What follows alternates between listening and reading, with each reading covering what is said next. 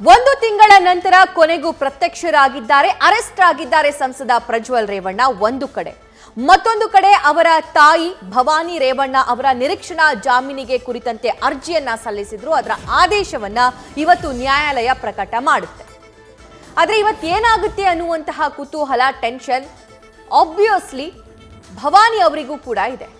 ಅವರಿಗೆ ನೋಟಿಸ್ ನೀಡಿಲ್ಲ, ಹೀಗಿದ್ರೂ ಕೂಡ ಯಾಕೆ ಅವರು ನಿರೀಕ್ಷಣಾ ಜಾಮೀನು ಕೋರ್ತಾ ಇದ್ದಾರೆ ಅಂತ ಹೇಳಿ SIT ಪ್ರಶ್ನೆ ಮಾಡಿತ್ತು ನ್ಯಾಯಾಲಯದಲ್ಲಿ.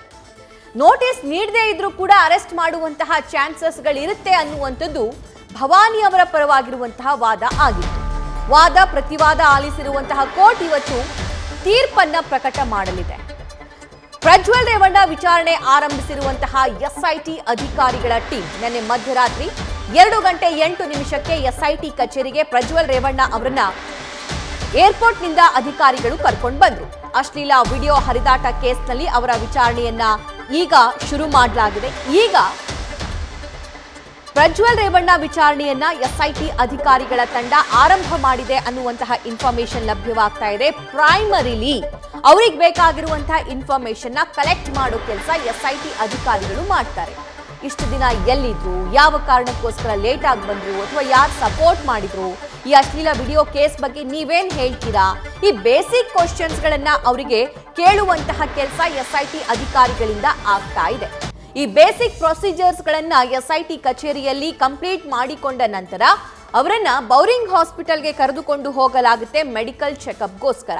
ಸುಮಾರು 15ರಿಂದ 20 ನಿಮಿಷಗಳ ಕಾಲ ಬೌರಿಂಗ್ ಹಾಸ್ಪಿಟಲ್ನಲ್ಲಿ ಅವರ BP, ಶುಗರ್, ECG, ಟೆಂಪರೇಚರ್ ಈ ಎಲ್ಲ ಚೆಕ್ ಆದ ನಂತರ ಅವ್ರನ್ನ ನ್ಯಾಯಾಧೀಶರ ಮುಂದೆ ಹಾಜರುಪಡಿಸ್ತಾರೆ SIT ಅಧಿಕಾರಿಗಳು. ನ್ಯಾಯಾಧೀಶರ ಮುಂದೆ ಅವರನ್ನ ಹಾಜರುಪಡಿಸಿದ ನಂತರ 34 ದಿನದಿಂದ ಅಬ್ಸ್ಕೊಂಡಿದ್ರು. ನೋಟಿಸ್ ಕೊಟ್ವಿ, ಉತ್ತರ ಕೊಡ್ಲಿಲ್ಲ. ಕೇಸ್ ತುಂಬಾ ಗಂಭೀರವಾಗಿದೆ, ಇಡೀ ದೇಶದಲ್ಲಿ ಸದ್ದು ಮಾಡ್ತಾ ಇದೆ. ಆದಾಗ್ಯೂ ಮಹಿಳೆಯರು ಕಂಪ್ಲೇಂಟ್ ಕೊಟ್ಟಿದ್ದಾರೆ, ಸಂತ್ರಸ್ತೆಯರು ಅಳಲು ತೋಡಿಕೊಂಡಿದ್ದಾರೆ. ಅವರಿಗೆ ನ್ಯಾಯ ಒದಗಿಸ್ಕೊಡ್ಬೇಕಾದ್ರೆ ನಾವು ತನಿಖೆಯನ್ನ ನಡೆಸಬೇಕಾಗುತ್ತೆ, ತುರ್ತಾಗಿ ತನಿಖೆಯನ್ನ ಶುರು ಮಾಡಬೇಕು. ಸೊ ಹಾಗಾಗಿ ನಮ್ಮ ಕಸ್ಟಡಿಗೆ ಅಂದ್ರೆ SIT ಕಸ್ಟಡಿಗೆ ಕೊಡಿ ಸ್ವಾಮಿ ಅಂತ ನ್ಯಾಯಾಧೀಶರಿಗೆ SIT ಅಧಿಕಾರಿಗಳು ಕೇಳ್ತಾರೆ. ಆಗ ನ್ಯಾಯಾಧೀಶರು ನ್ಯಾಯಾಂಗ ಬಂಧನವನ್ನ ವಿಧಿಸ್ತಾರಾ ಅಥವಾ SIT ಕಸ್ಟಡಿಗೆ ನೀಡ್ತಾರಾ ಅನ್ನುವಂತಹ ಕುತೂಹಲಕ್ಕೆ ತೆರೆ ಬೀಳೋದಕ್ಕೆ ಇನ್ನಷ್ಟು ಸಮಯಗಳು ಕಾಯಬೇಕಾಗಿದೆ. ಇನ್ ಕೇಸ್ SIT ಕಸ್ಟಡಿಗೆ ಸಿಗೋದಾದ್ರೆ ಪ್ರಜ್ವಲ್ ರೇವಣ್ಣ ಅವರು SIT ಅಧಿಕಾರಿಗಳು ಇವತ್ತಿಂದನೇ ತಮ್ಮ ಕಾರ್ಯ ಡ್ರಿಲ್ಲಿಂಗ್ ಶುರು ಮಾಡ್ತಾರೆ. ಇಷ್ಟು ದಿನ ಪ್ರಜ್ವಲ್ ರೇವಣ್ಣ ಎಲ್ಲಿದ್ರು, ಜರ್ಮನಿಂದ ಬೇರೆ ಯಾವೆಲ್ಲ ದೇಶಗಳಿಗೆ ಅವರು ಸಂಚಾರವನ್ನ ಮಾಡಿದ್ರು, ಅವರಿಗೆ ಅಲ್ಲಿ ತಲೆಮರೆಸ್ಕೊಳ್ಳೋದಕ್ಕೆ ಯಾರೆಲ್ಲ ಅವಕಾಶ ಮಾಡಿಕೊಟ್ರು, ಅವ್ರಿಗೆ ಯಾರೆಲ್ಲ ಸಪೋರ್ಟ್ ಮಾಡಿದ್ರು, ಅವರಿಗೆ ಆರ್ಥಿಕ ವೆಚ್ಚವನ್ನ ಯಾರು ಭರಿಸ್ತಾ ಇದ್ರು, ಅಥವಾ ಯಾರು ಹಣವನ್ನ ಟ್ರಾನ್ಸ್ಫರ್ ಮಾಡಿದ್ರು, ಯಾವ ಅಕೌಂಟಿಗೆ ಹಣ ಟ್ರಾನ್ಸ್ಫರ್ ಆಯಿತು, ಈ ಎಲ್ಲ ಎನ್ಕ್ವೈರಿಯ ಜೊತೆಗೆ ಅವರ ವಿರುದ್ಧ ಕೇಳಿ ಬರ್ತಾ ಇರುವಂತಹ ಅತ್ಯಾಚಾರ ಹಾಗೂ ಲೈಂಗಿಕ ದೌರ್ಜನ್ಯ ಪ್ರಕರಣದ ಕುರಿತಂತೆಯೂ ಕೂಡ ಪ್ರಶ್ನೆಗಳ ಸುರಿಮಳೆ ಆಗುತ್ತೆ. ಈ ಕೇಸ್ಗೆ ಸಂಬಂಧಪಟ್ಟಂತೆ ಏನ್ ಹೇಳ್ತೀರಾ? ನಿಮ್ಮ ವಿರುದ್ಧ 3 ಲೈಂಗಿಕ ದೌರ್ಜನ್ಯ ಕೇಸ್ ದಾಖಲಾಗಿದ್ದಾವಲ್ಲ, ಅದಕ್ಕೆ ನಿಮ್ಮ ಆನ್ಸರ್ ಏನು ಅಂತ ಕೇಳ್ತಾರೆ. ಪ್ರಜ್ವಲ್ ರೇವಣ್ಣ ಅವರು ಏನ್ ಆನ್ಸರ್ ಮಾಡ್ತಾರೆ ಅನ್ನೋದ್ರ ಬಗ್ಗೆ ಸಾಕಷ್ಟು ಕುತೂಹಲ ಇದೆ.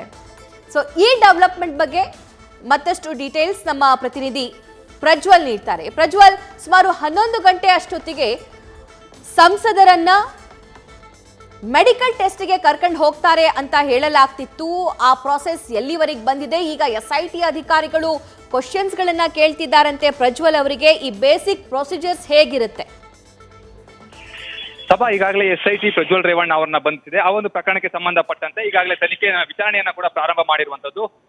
ಪ್ರಾಥಮಿಕವಾಗಿ ಯಾವ ಮಾಹಿತಿಗಳನ್ನ ಪ್ರಶ್ನೆಗಳನ್ನ ಕೇಳಬೇಕು ಅದೆಲ್ಲವನ್ನ ಕೂಡ ಕೇಳುವಂತ ಒಂದು ಕೆಲಸವನ್ನ ಮಾಡ್ತಾ ಇದ್ರೆ. ಕಾರಣ ಏನು ಅಂತ ಹೇಳಿದ್ರೆ, ಪ್ರಾಥಮಿಕವಾಗಿ ಒಂದಿಷ್ಟು ಮಾಹಿತಿಯನ್ನ ಆರೋಪಿಯಿಂದ ಸಂಗ್ರಹಿಸಬೇಕಾಗುತ್ತೆ ಈ ಒಂದು ಪ್ರಕರಣಕ್ಕೆ ಸಂಬಂಧಪಟ್ಟಂತೆ. ಆ ಒಂದು ಕೆಲಸವನ್ನ ಈಗಾಗಲೇ SIT ಅಧಿಕಾರಿಗಳು ಮಾಡ್ತಾ ಇರುವಂತದ್ದು. ಇನ್ನು ಮೆಡಿಕಲ್ ಟೆಸ್ಟ್ಗೆ ಸಂಬಂಧಪಟ್ಟಂತೆ ಮಧ್ಯಾಹ್ನ 12:30 ಸುಮಾರಿಗೆ ಮೆಡಿಕಲ್ ಟೆಸ್ಟ್ಗೆ ಕರೆದೊಯ್ಯುವಂತ ಒಂದು ಸಾಧ್ಯತೆ ಇದೆ. ಈಗಾಗಲೇ ಎಲ್ಲಾ ರೀತಿ ಪ್ರಿಪರೇಷನ್ ಅನ್ನ ಕೂಡ SIT ಅಧಿಕಾರಿಗಳು ಮಾಡ್ಕೊಂಡಿರುವಂತದ್ದು. ಮೆಡಿಕಲ್ ಟೆಸ್ಟ್ ಆದ ನಂತರದಲ್ಲಿ ಅವರನ್ನ ಮತ್ತೆ ನ್ಯಾಯಾಲಯದ ಮುಂದೆ ಹಾಜರುಪಡಿಸುವಂತ ಒಂದು ಕೆಲಸವನ್ನ SIT ಅಧಿಕಾರಿಗಳು ಮಾಡ್ತಾರೆ. ಅಲ್ಲಿ ಅವರನ್ನ ಕಸ್ಟಡಿಗೆ ಕೇಳುವಂತ ಒಂದು ಕೆಲಸವನ್ನ ಕೂಡ SIT ಅಧಿಕಾರಿಗಳು ಮಾಡ್ತಾರೆ. ಈ ಸಂದರ್ಭದಲ್ಲಿ ನ್ಯಾಯಾಧೀಶರು ಕಸ್ಟಡಿಗೆ ಕೊಡಬಹುದು ಅಥವಾ ನ್ಯಾಯಾಂಗ ಬಂಧನಕ್ಕೂ ಕೂಡ ನೀಡಬಹುದು. ಅದು ನ್ಯಾಯಾಧೀಶರಿಗೆ ಬಿಟ್ಟಂತಹ ಒಂದು ವಿಚಾರವಾಗಿರುತ್ತೆ. ಆ ತೀರ್ಪು ಬಂದ ನಂತರದಲ್ಲೇ ಇವರು SIT ಕಸ್ಟಡಿಗೆ ಬರ್ತಾರೋ ಅಥವಾ ನ್ಯಾಯಾಂಗ ಬಂಧನಕ್ಕೆ ಹೋಗ್ತಾರೋ ಅನ್ನೋದನ್ನ ಕಾದು ನೋಡಬೇಕಾಗಿರುವಂತದ್ದು. ಸದ್ಯ ಈಗಾಗಲೇ SIT ಅಧಿಕಾರಿಗಳು ಪ್ರಜ್ವಲ್ ರೇವಣ್ಣ ಅವರ ವಿಚಾರಣೆ ಮಾಡ್ತಾ ಇರುವಂತಹ ಕೇಳಿದಂತ ಸಂದರ್ಭದಲ್ಲಿ ಅವರು ಈಗ ಯಾವುದೇ ಒಂದು ಸ್ಪಷ್ಟವಾದಂತಹ ಉತ್ತರವನ್ನ ಕೊಡ್ತಾ ಇಲ್ಲ, ಸರಿಯಾದ ರೀತಿಯಲ್ಲಿ ತನಿಖೆ ಪ್ರಶ್ನೆಗಳಿಗೆ ಉತ್ತರವನ್ನ ಕೊಡ್ತಾ ಇಲ್ಲ ಅನ್ನುವಂಥ ವಿಚಾರ ಏನಿದೆ ಅದು ಗೊತ್ತಾಗ್ತಾ ಇರುವಂತದ್ದು. ಅಂದ್ರೆ ಈ ಯಾವುದೇ ಒಂದು ಪ್ರಶ್ನೆಯನ್ನ ಕೇಳುವಂತ ಸಂದರ್ಭದಲ್ಲೂ ಕೂಡ ಸ್ಪಷ್ಟವಾದಂತಹ ಉತ್ತರವನ್ನ ನಿರೀಕ್ಷಿಸೋದಕ್ಕೆ ಸಾಧ್ಯವಾಗ್ತಾ ಇಲ್ಲ. ಕಾರಣ ಏನು ಅಂತ ಹೇಳಿದ್ರೆ ಈ ಒಂದು ಪ್ರಕರಣದಲ್ಲಿ ಈಗಾಗಲೇ ಅವರು ಕಾನೂನು ಸಲಹೆಯನ್ನ ಕೂಡ ಪಡೆದಿರ್ತಾರೆ. SIT ಅಧಿಕಾರಿಗಳು ಕೇಳಿದಂತ ಪ್ರಶ್ನೆಗಳಿಗೆ ಯಾವ ರೀತಿ ಉತ್ತರವನ್ನ ಕೊಡಬೇಕು ಅನ್ನೋದ್ರ ಬಗ್ಗೆ ಅವರ ವಕೀಲರು ಕೂಡ ಅವರಿಗೆ ತಿಳಿಸಿರಬಹುದು. ಆ ಒಂದು ಹಿನ್ನೆಲೆಯಲ್ಲಿ ಅವರು ಸ್ಪಷ್ಟವಾದಂತಹ ಉತ್ತರವನ್ನ ಕೊಡುವಂತ ಒಂದು ಕೆಲಸವನ್ನ ಇನ್ನು ಮಾಡ್ತಾ ಇಲ್ಲ ಅನ್ನುವಂಥದ್ದೇ ಅದು ಗೊತ್ತಾಗ್ತಾ ಇರುವಂತದ್ದು. 10:30 ನ್ಯೂಸ್ ಫಸ್ಟ್ ನಿರ್ಭೀತಿಯಿಂದ ನಿಮ್ಮ ಪರವಾಗಿ.